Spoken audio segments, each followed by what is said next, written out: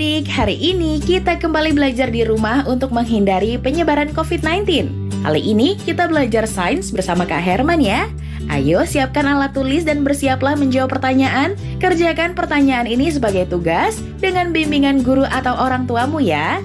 Ayah dan bunda, dari tayangan hari ini anak akan dapat mengembangkan kompetensi literasi, yaitu memahami paparan lisan tentang topik yang dikenali, mengidentifikasi ide pokok dan beberapa ide rinci dalam paparan tersebut, menjelaskan kembali dan menanggapi menggunakan pengetahuannya, serta menulis esai pendek untuk menggambarkan pengamatan dan pengalaman dengan lebih terstruktur.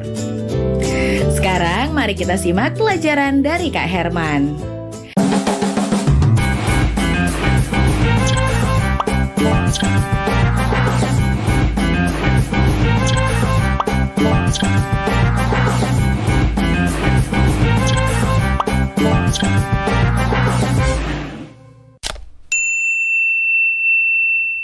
Halo Sobat X Science, jumpa lagi bersama Kak Herman dalam program kesayangan kita, X Science, Eksplorasi Sains. Adik-adik, pernahkah kalian bekerja bakti membersihkan kelas bersama teman-teman?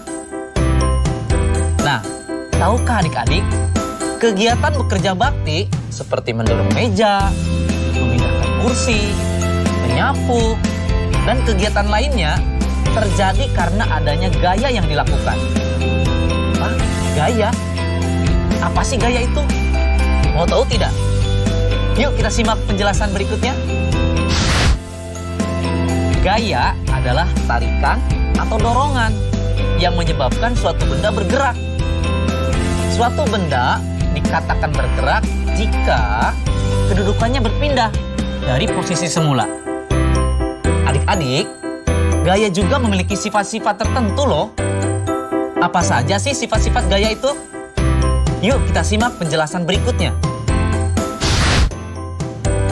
Pertama, gaya menyebabkan benda diam menjadi bergerak. Contohnya, ketika ada mobil sedang mogok, kita dorong. Dari tadinya diam menjadi bergerak. Meja yang tadinya diam kita dorong jadi bergerak. Menarik gerobak yang tadinya diam jadi bergerak. Kedua, gaya menyebabkan benda dari tadinya bergerak menjadi diam. Contohnya, pada saat seorang melempar bola, terus bola tersebut ditangkap. Bola tadinya bergerak, ketika ditangkap jadi diam. Itu adalah sifat gaya. Yang ketiga, gaya dapat menyebabkan benda berubah arah. Adik-adik pernah bermain bola? Pernah tidak menendang bola? Kemudian bola tersebut adik-adik sundul pakai kepala. Bola dapat berubah arah dikarenakan gaya yang diberikan pada bola tersebut. Keempat, gaya dapat menyebabkan benda bergerak lebih cepat. Coba acungkan tangan, siapa yang memiliki sepeda di rumah? Pernahkah adik-adik bermain sepeda? Ketika adik-adik menekan pedal sepeda semakin keras, maka kecepatan sepeda adik-adik akan bergerak jauh lebih cepat. Kelima, gaya dapat mengubah bentuk benda. Ini lebih ekstrim adik-adik, contohnya. Pernah nggak adik-adik melihat mobil tabrakan?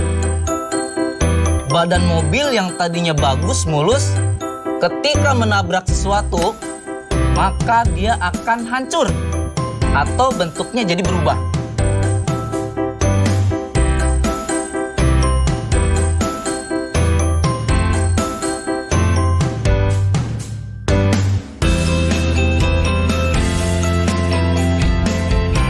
Nah adik-adik, ternyata semua kegiatan yang kita lakukan sehari-hari tak lepas dari yang namanya gaya. Mudah bukan belajar sains? Saatnya kita bernalar. Yuk, mari kita bernalar ya. Manakah yang benar dari pernyataan berikut ini? A. Kotak A didorong lebih jauh karena gaya yang diterapkan lebih besar. B. Lebih sedikit pekerjaan dilakukan pada kotak B karena gaya dan jaraknya lebih besar. C. Semakin besar jumlah gaya yang diterapkan ke kotak, semakin jauh jarak yang didorong. D. Semua benar.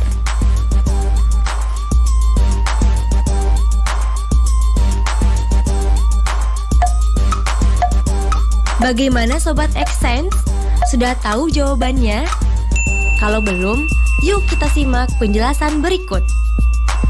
Jawaban yang tepat adalah pilihan yang C, yaitu semakin besar jumlah gaya yang diterapkan ke kotak, semakin jauh jarak yang didorong.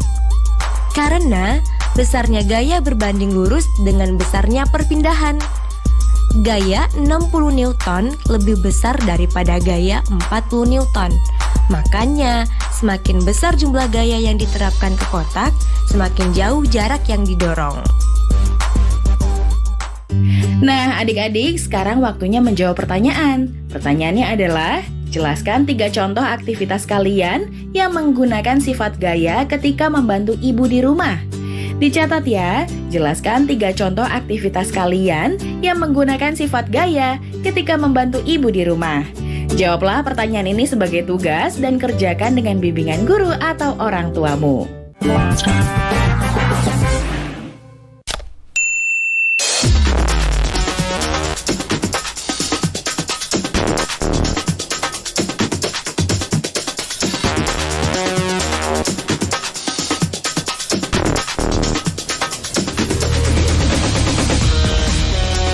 Sobat Xsense, sudah lihat tayangan tadi kan? Nah, menurut Sobat Xsense, gaya apa yang berperan pada mobil kren sehingga bisa menarik logam besi dan gaya apa yang terjadi saat seorang anak menjatuhkan bola dari ketinggian? Mau tahu penjelasannya? Yuk kita simak bersama penjelasan berikut. Adik-adik, ternyata gaya itu banyak jenisnya loh. Kira-kira apa saja sih jenis-jenis gaya itu? Baik, kita bahas. Yang pertama adalah gaya gravitasi. Contohnya, gaya gravitasi adalah gaya gravitasi bumi. Semua benda yang jatuh pasti akan menuju ke pusat bumi. Yang berikutnya adalah gaya gesek. Gaya gesek adalah gaya yang timbul akibat dua permukaan benda saling bersentuhan. Contohnya, ketika seorang anak sedang bermain sepatu roda. Dengan memanfaatkan gaya gesek antara roda dengan permukaan jalan, maka si anak dapat berjalan dengan sepatu roda. Ketiga, gaya magnet. Gaya magnet adalah gaya yang disebabkan oleh tarikan atau tolakan antara dua benda. Contohnya, ketika kita menarik paku yang terbuat dari logam dengan magnet.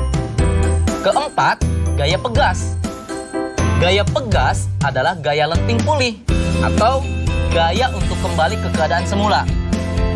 Gaya pegas ini dapat ditimbulkan atau dihasilkan oleh benda yang sifatnya elastis. Contohnya, pada busur yang digunakan pada saat olahraga panahan. Kelima, gaya listrik. Gaya listrik adalah kekuatan yang dimiliki benda yang bermuatan listrik untuk menarik benda-benda yang ada di sekitarnya.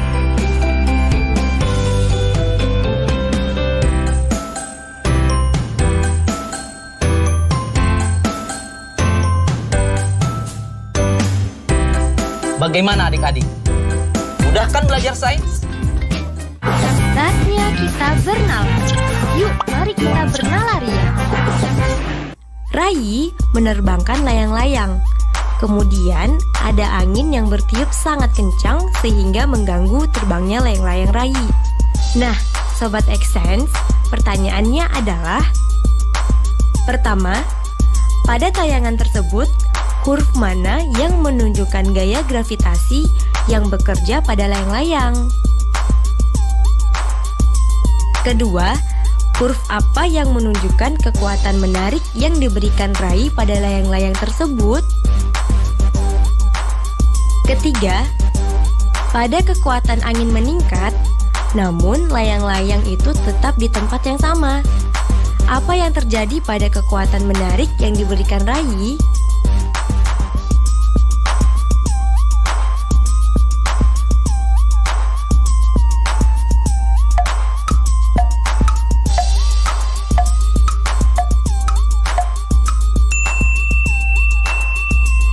Bagaimana Sobat Xsense? Sudah tahu jawabannya? Mau tahu lebih jelasnya? Yuk simak penjelasan berikut. Gaya gravitasi pada layang-layang ditunjukkan oleh huruf C. Gaya kekuatan menarik dari Rai ditunjukkan oleh huruf D. Kekuatan menarik Rai harus diperbesar sehingga akan sebanding dengan gaya angin kencang yang menghadang layang-layang tersebut.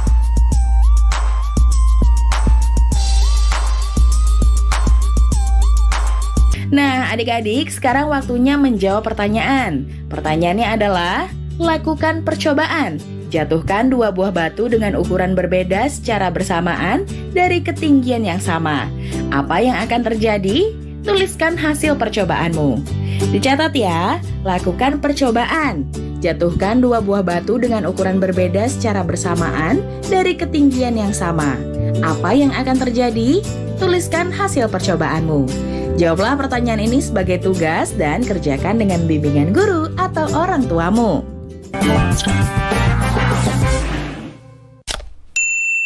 Adik-adik, sudah tahu kan bahwa magnet itu dapat menarik benda yang terbuat dari logam, seperti besi dan baja. Kali ini, kakak akan mengajak adik-adik untuk seru-seruan bereksperimen. Membuat menara Moore heksagonal di pinggir gelas loh. Nah, bagaimana caranya agar tumpukan Moore tersebut tidak jatuh? Kira-kira gaya apa saja sih yang terdapat pada eksperimen tersebut? Mau tahu jawabannya? Ikuti dan simak langkah-langkahnya ya.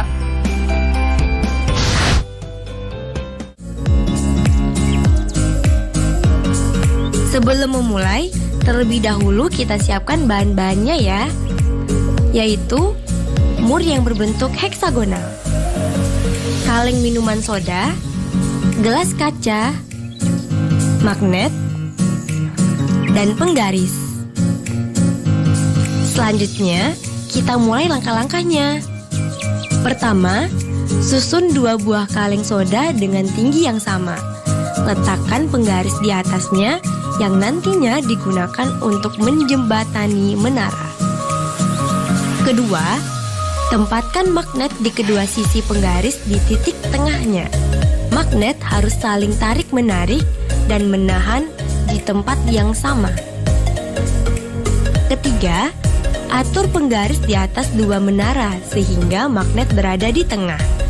Letakkan gelas minum di atas meja di antara menara sehingga titik di tepi gelas berada di tengah magnet. Keempat, pasang Moore heksagonal ke magnet di bawah penggaris sehingga satu Moore heksagonal saling terhubung ke yang lainnya. Kelima, seimbangkan tumpukan Moore tersebut di tepi gelas dengan sangat hati-hati. Pastikan Moore heksagonal tersebut langsung di bawah magnet di tepi kaca. Terakhir, lepaskan magnet dan saksikan tumpukannya akan runtuh. Bagaimana adik-adik? Seru kan eksperimennya? Mau tahu kenapa bisa terjadi seperti itu? Saat memasang tumpukan Moore di bawah magnet pada tepi gelas, gaya magnet akan menarik Moore tersebut. Sementara pada tumpukan Moore, karena ada pengaruh gaya magnet, mereka akan mengembangkan medan magnet dalam Moore itu sendiri. Medan magnet pada Moore ini sifatnya lemah, namun akan tetap ada setelah kita melepaskan Moore dari magnet. Bidang lemah ini hanya cukup untuk menarik Moore ke medan magnet di atasnya yang jauh lebih kuat. Ketika pengaruh gaya magnet kita angkat atau kita hilangkan, secara perlahan medan magnet pada Moore ini akan menghilang. dan gaya gravitasi akan menjatuhkan tumpukan mur tersebut. Jadi, gaya yang berpengaruh pada eksperimen tadi adalah gaya magnet dan gaya gravitasi. Nah, adik-adik, sekarang waktunya menjawab pertanyaan. Pertanyaannya adalah, tuliskan pengamatanmu dalam bentuk laporan sederhana terhadap percobaan menara Moore heksagonal. Dicatat ya, tuliskan pengamatanmu dalam bentuk laporan sederhana terhadap percobaan menara Moore heksagonal. Jawablah pertanyaan ini sebagai tugas dan kerjakan dengan bimbingan guru atau orang tuamu.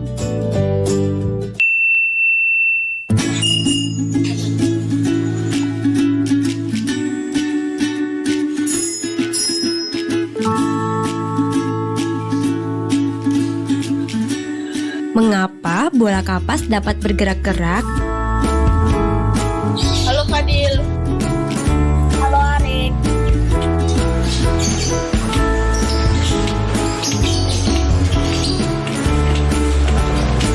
Mengapa hal tersebut dapat terjadi?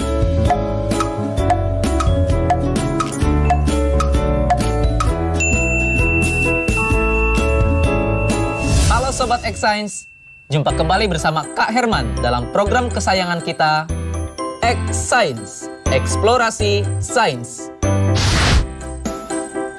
Adik-adik, pernah tidak kalian berpikir bunyi itu apa? Atau kenapa sih muncul bunyi? Kakak kasih ilustrasi ya. Jika kalian sedang terdiam, tiba-tiba kalian memukul meja. Apa yang akan terdengar? Suara atau bunyi? Atau ketika kalian terdiam, ada nyamuk terngiang di dekat telinga kita. Apa yang terdengar? Bunyi atau suara? Jadi, bunyi itu apa sih?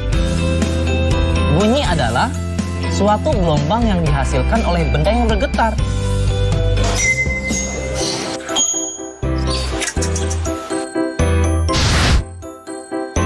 Adik-adik, ternyata bunyi itu memiliki sifat-sifat tertentu. Apa aja sih sifat-sifat bunyi?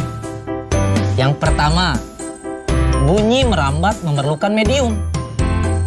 Perambatan bunyi dapat terjadi lewat medium, baik itu padat, cair, maupun gas.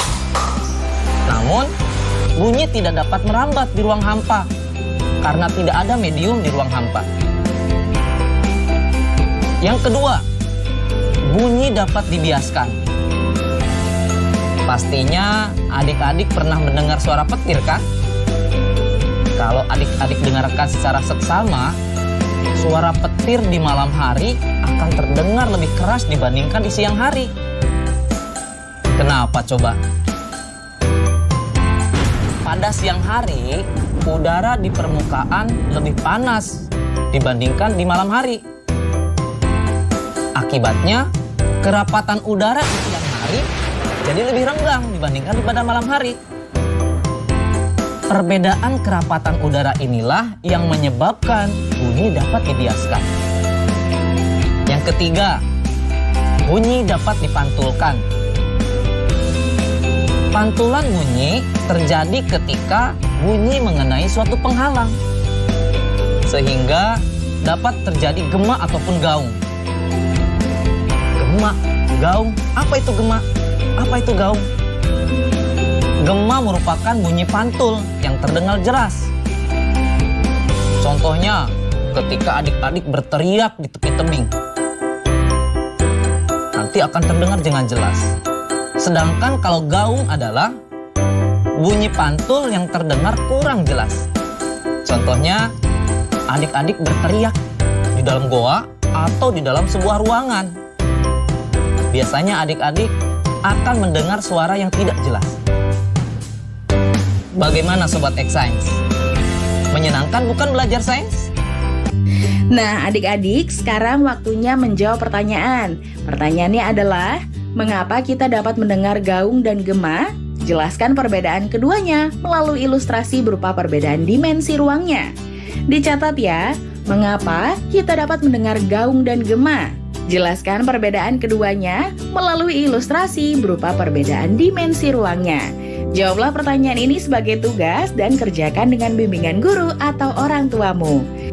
Sekarang adik-adik belajar di rumah saja bersama Kak Herman, hanya di TVRI.